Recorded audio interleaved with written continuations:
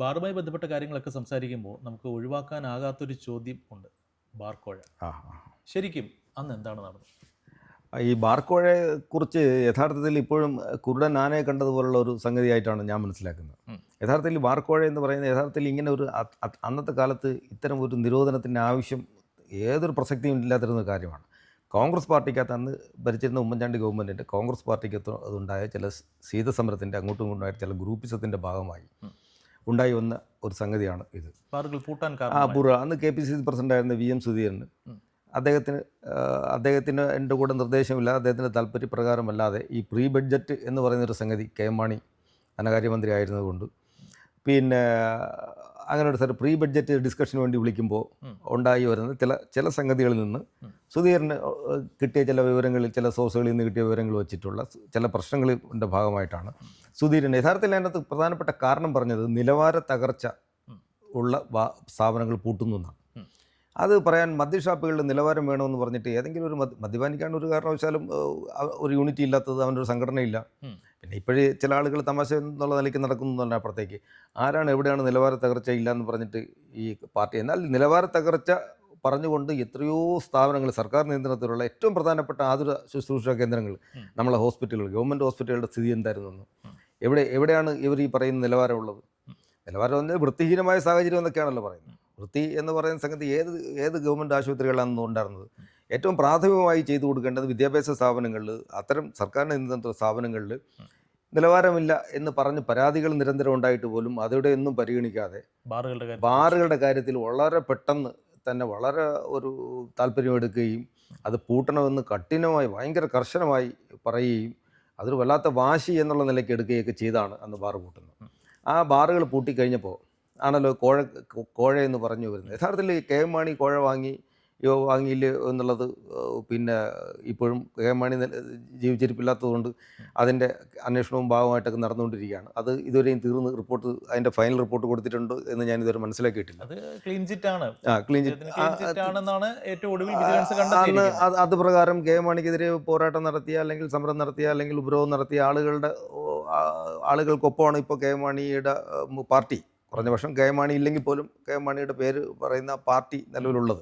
അപ്പോൾ അത്തരം കാര്യങ്ങളൊക്കെ കഴിഞ്ഞു കഴിഞ്ഞാൽ, പക്ഷേ യഥാർത്ഥത്തിൽ ഇതിന് ശേഷം ഈ KM മാണിയുടെ കൊടുത്ത കാശിൻ്റെ കാര്യം മാത്രമാണ് ഒരു പ്രധാനപ്പെട്ട ഫോക്കസ് ചെയ്യപ്പെട്ട് വന്നത് മാത്രമേ ഉള്ളൂ. അല്ലാതെ വാങ്ങിയ ഒത്തിരി ആളുകളുണ്ട്.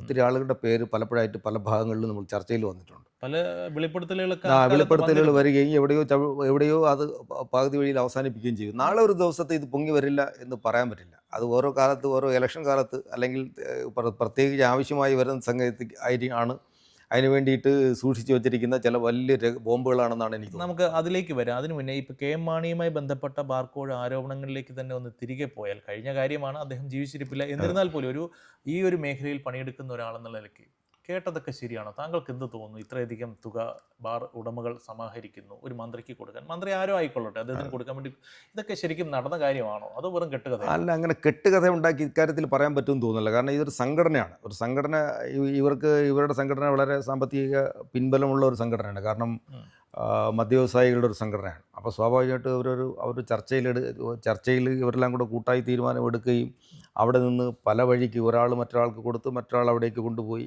അങ്ങനെ അത്തരത്തിൽ കൊണ്ടുപോകുന്ന ഒരു കാര്യത്തിൽ ആരെങ്കിലും ഒന്നോ രണ്ടോ പേര് മാത്രമായിട്ട് ചേർന്നുള്ള രഹസ്യമായ ഒരു ഡീലിംഗ് ആണെങ്കിൽ നമുക്ക് അതിനെ അവിശ്വസിക്കേണ്ടതായിട്ട് വരുന്നുള്ളൂ. പക്ഷേ ഇതിന് അവിശ്വസിക്കേണ്ട കാര്യമുണ്ടെന്ന് എനിക്ക് തോന്നുന്നില്ല. ഈ കേട്ടൊരു കാര്യം, ഈ ബാർക്കോഴ വിവാദം വെളിപ്പെടുത്തൽ നടത്തിയത് ഒരു പ്രമുഖ ബാർ മുതലാളിയാണ്. അദ്ദേഹത്തിൻ്റെ ഉദ്ദേശ്യം വളയ്ക്കുക മാത്രമായിരുന്നു, ഒടിക്കേണ്ടതില്ല. പക്ഷേ എങ്ങനെയോ അത് ഒടിഞ്ഞുപോയി, പിന്നീട് വഷളായി, കേസായി, പ്രശ്നങ്ങളായി.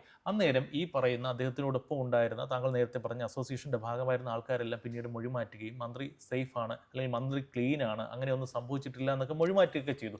ആരോപണം ഉന്നയിച്ച ആൾ മാത്രം ഒറ്റയ്ക്കായി. ശരിക്കും എന്താണ് സംഭവിച്ചത്?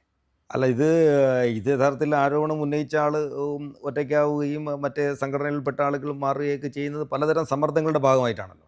പലതരം പിന്നീട് രാഷ്ട്രീയ സമ്മർദ്ദങ്ങളാണല്ലോ. പിന്നീട് പിൽക്കാലത്ത് വരുന്ന സർക്കാരുകൾക്കും ഈ വിഷയത്തിൽ എത്രമാത്രം താല്പര്യമുണ്ടായിരുന്നു എന്നത് നമുക്ക് നിലവിൽ അതിന് പറയുന്ന വേറെ തെളിവുകളൊന്നുമില്ല. അപ്പോൾ അവർ സ്വാഭാവികമായിട്ടും അവരത്രയും കണ്ട് താല്പര്യമെടുത്ത് കെ എം മാണിക്കെതിരെ ഈ കോഴ ആരോപണം വീണ്ടും പുതിയൊരു ഏജൻസിയെ കൊണ്ട് അന്വേഷിപ്പിച്ച് പിന്നെ സത്യാവസ്ഥ പുറത്തു കൊണ്ടുവരണമെന്നുള്ള ആഗ്രഹമൊന്നും ആരും പ്രകടിപ്പിച്ച് ആയിട്ട് എനിക്ക് തോന്നുന്നില്ല. ഭരണം മാറിയതോടുകൂടി ഭരണം മാറിയുള്ളൂ. പിന്നെ ഇദ്ദേഹം ഈ ആരോപണം ഉന്നയിച്ചു എന്ന് പറയുമ്പോൾ അത് ആരോപണം ഉന്നയിച്ചത് ഒരു ചാനൽ ചർച്ചയ്ക്കിടയിൽ പെട്ടെന്ന്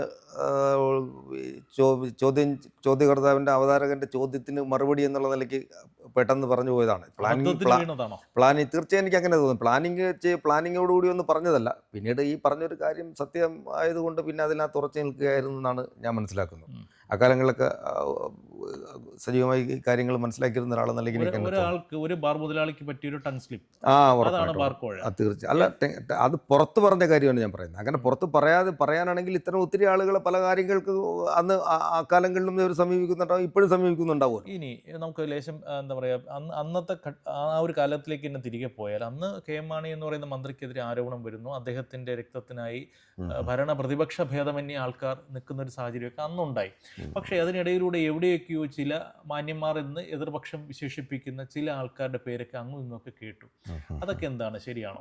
അത് സജീവമായി നിലവിൽ ഇപ്പോഴും പല പാർട്ടികളുടെയൊക്കെ നേതൃസ്ഥാനത്തിലിരിക്കുകയും ഭാവിയിൽ ഭരണകർത്താക്കളായി മാറുമെന്ന് പിന്നെ കുറഞ്ഞ പക്ഷം അവരുടെ പാർട്ടിക്കാരെങ്കിലും ഒക്കെ ആഗ്രഹിക്കുകയൊക്കെ ചെയ്യുന്ന ചില ആളുകളെ പേരുകളാണ് കാലത്ത് പുറത്തു വന്നത്.